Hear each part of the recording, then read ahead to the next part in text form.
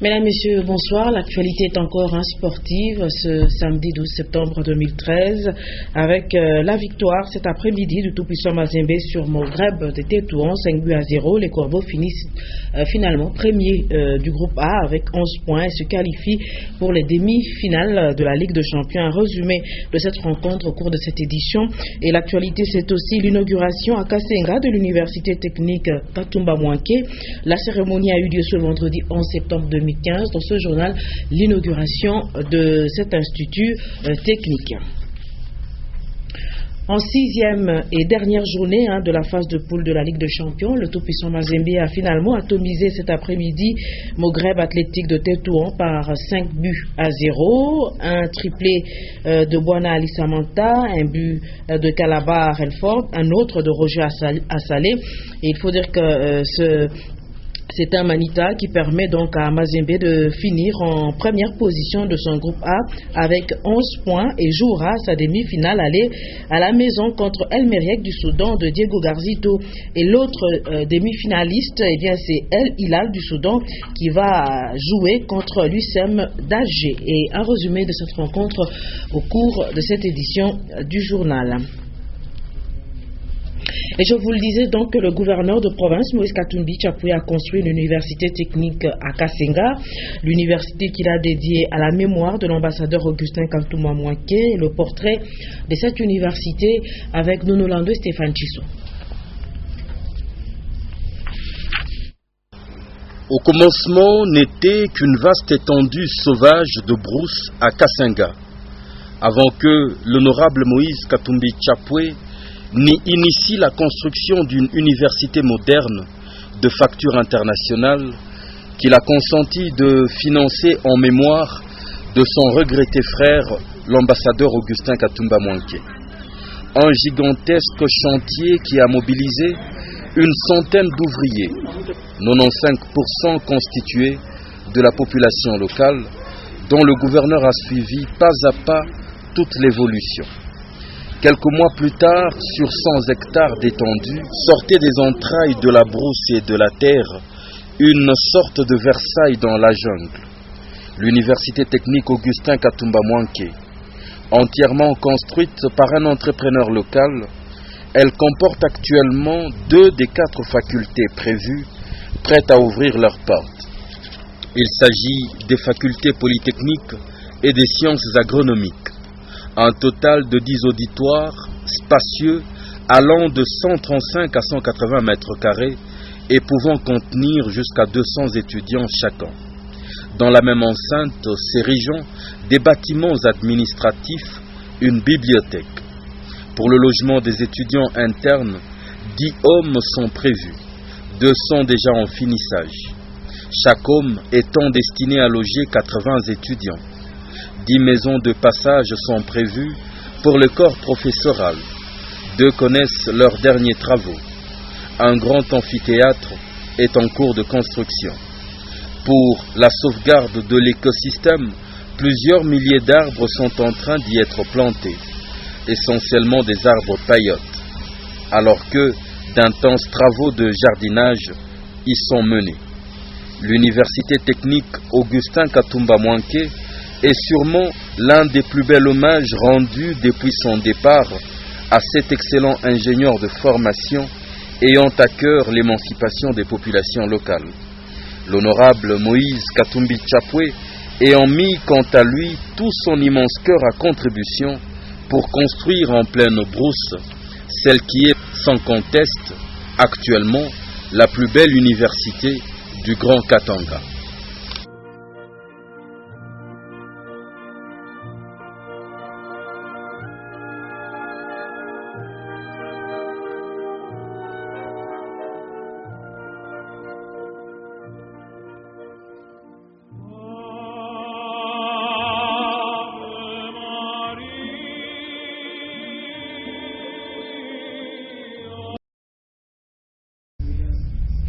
Et la cérémonie de cette université a eu lieu donc ce vendredi 11 septembre 2015 en présence du couple Katumbi et d'autres invités. Un reportage de Nonolando et Stéphane Tissot.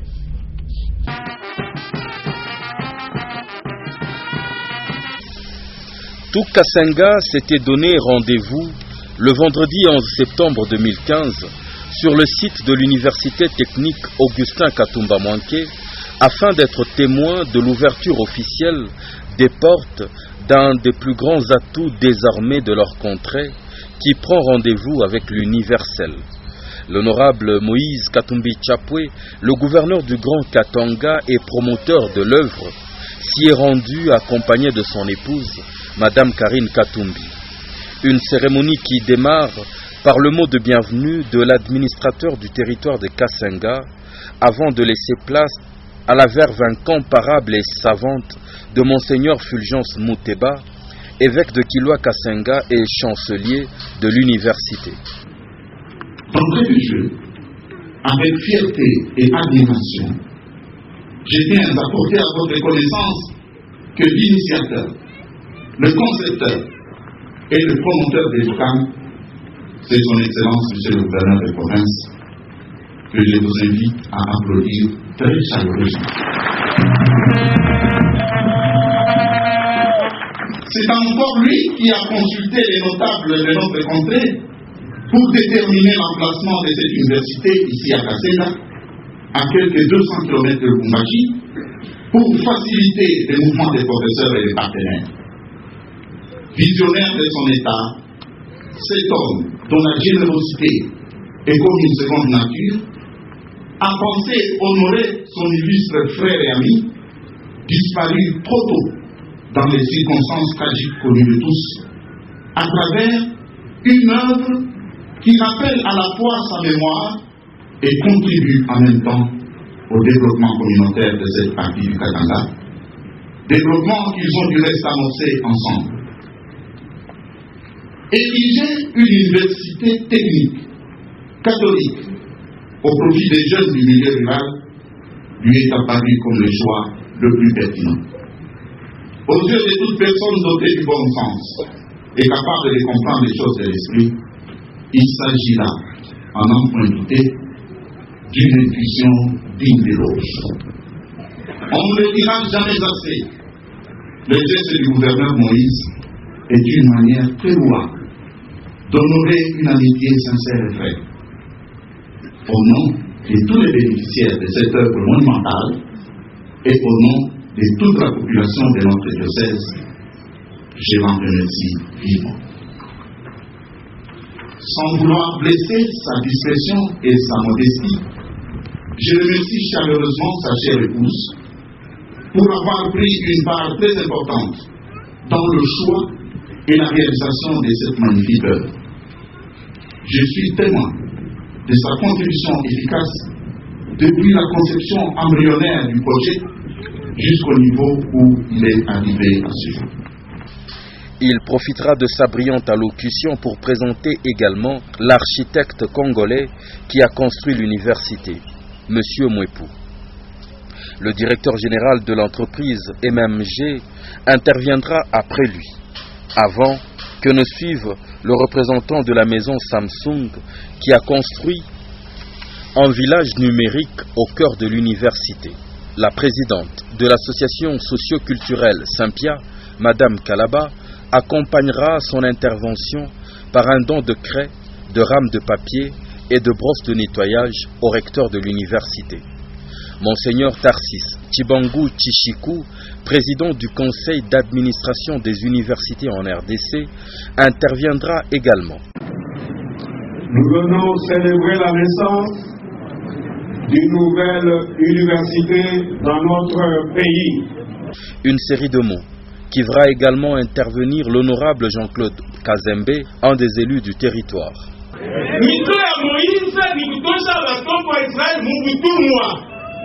Vous m'appelez comme une terre promise, là où coule le lait et le miel. Le ministre Jean-Marie Dikanga Kazadi parlera quant à lui de la part du gouvernement provincial du Katanga et du gouverneur lui-même. En effet, c'est dans le souci de permettre à la jeunesse défavorisée d'accéder aux études supérieures qu'il avait conçu l'idée de construire dans le territoire de Kasenga cette université a vocation essentiellement technique. Suivra ensuite la bénédiction des lieux, la coupure du ruban symbolique et une visite fort animée des dédales de l'université. Elle conduira le gouverneur et toute l'assistance à découvrir les secrets de cette œuvre grandiose. Il ne manquera pas de passer par le village numérique Samsung où sont érigées une clinique et une école numérique connectées à l'Internet haut débit exclusivement en énergie solaire. Il coupera d'autres rubans encore avant de visiter plusieurs auditoires dont il appréciera le confort. Des auditoires portant des noms des quelques grands dignitaires du coin, ainsi que les noms de certains cours d'eau de la région. Les bancs ont été fabriqués avec succès par les élèves de la cité des jeunes de Lubumbashi. Le gouverneur et sa suite, au moyen d'un bus, se rendent sur le site où sont érigées les maisons de passage des professeurs en cours de finition.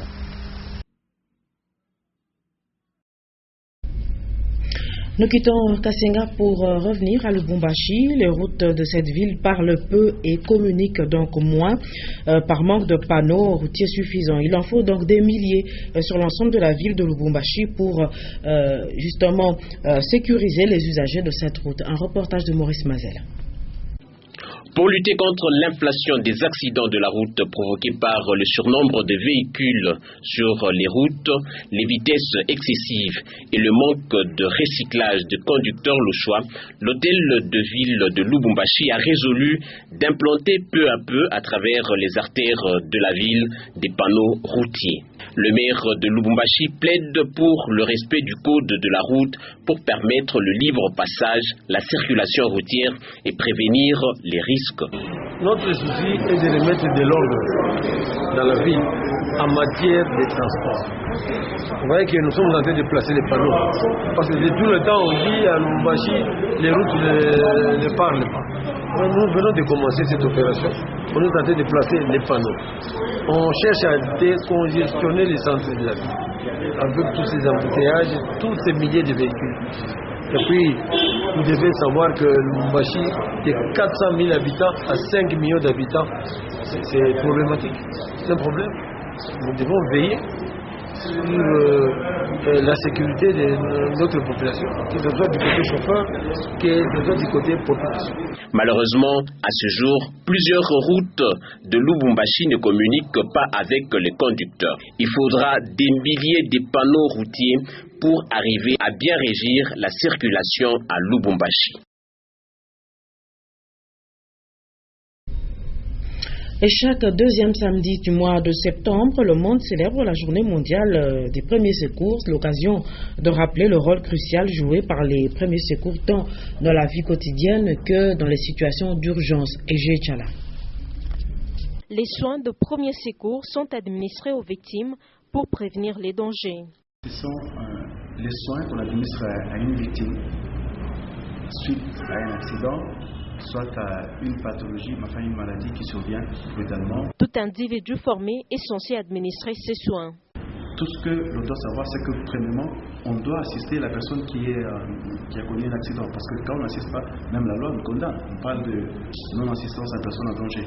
L'objet général de cette journée consiste notamment à mobiliser volontaires et membres de la communauté pour sensibiliser les publics à l'importance des premiers soins. On forme même les travailleurs pour que lorsqu'ils connaissent un accident, et quelle position adopter, quelle est la position dans laquelle il faut mettre un malade ou la personne qui est victime, ou si la personne tombée suite à une fièvre, comment est-ce qu'on peut juguler cela? Ciseaux, pinces, compresses, seringues, médicaments des secours et autres peuvent constituer une trousse des secours.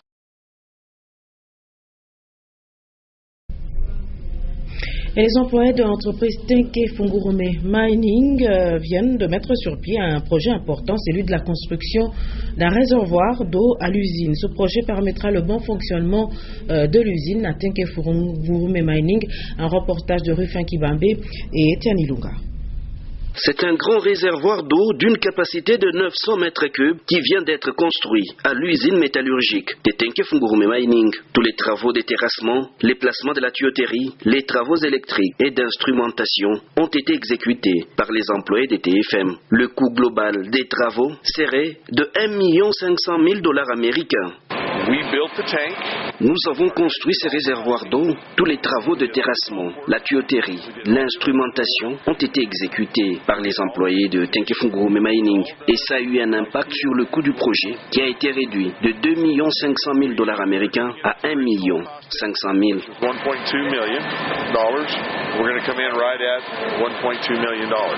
Ce nouveau réservoir d'eau de l'usine vient pallier à des difficultés que connaît le bassin de l'usine. Ces bassins reçoivent les eaux recyclées qui viennent de TSF et ces eaux-là sont utilisées dans les sacs milles pour le broyage. Okay?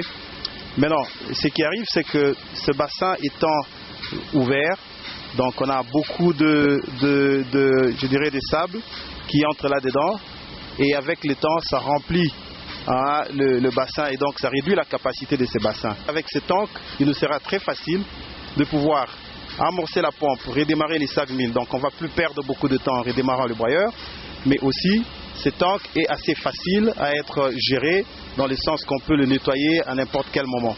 Un deuxième projet réalisé par les employés TFM, après celui de la construction de la station de pompage entre la neutralisation et le bassin de Régé. Une réussite à mettre à l'actif d'un personnel de Tenke-Fungurume Mining bien qualifié et respectueux des normes environnementales et d'hygiène et sécurité de travail.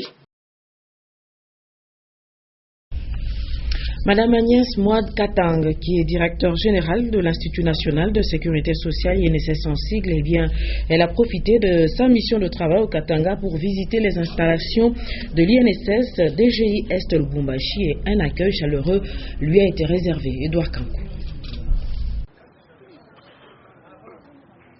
Quelques heures après avoir pris part active à la matinée d'information sur les guichets uniques, Madame le directeur général de l'Institut national de sécurité sociale s'est rendue au siège de l'INSS DGI Est de la ville de Lubumbashi.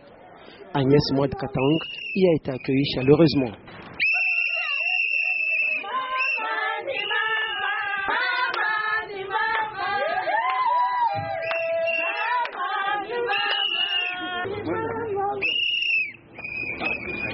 La numéro 1 de l'INSS a visité les installations et services de la direction des gestions des immobilières et a été satisfaite des efforts fournis par le personnel de cette structure nouvellement créée.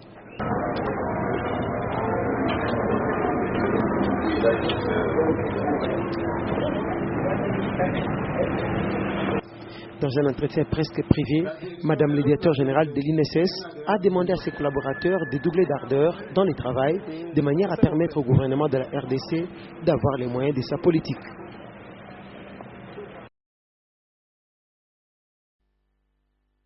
Messieurs, c'est la fin de cette édition d'information. Sachez que juste après ce journal, vous aurez en page magazine l'inauguration et également le portrait de l'université technique Katumba Mwanké. L'inauguration, je vous le rappelle, a eu lieu ce vendredi 11 septembre en présence du couple Katumbi, mais également de plusieurs autres invités. Voilà, et je vous rappelle la principale actualité de ce samedi 12 septembre, c'est cette victoire du tout-puissant Mazembe en la 6e et dernière journée de la phase de poule de la Ligue de Champions. Les Corbeaux ont atomisé cet après-midi Moghreb Athlétique de Tétouan par 5-0, un triplé de Bouanali Samantha, un but de Calabar Renford et un autre de Roger Assali. Merci de nous avoir suivis. Très belle soirée sur Nyota Télévision. Au revoir.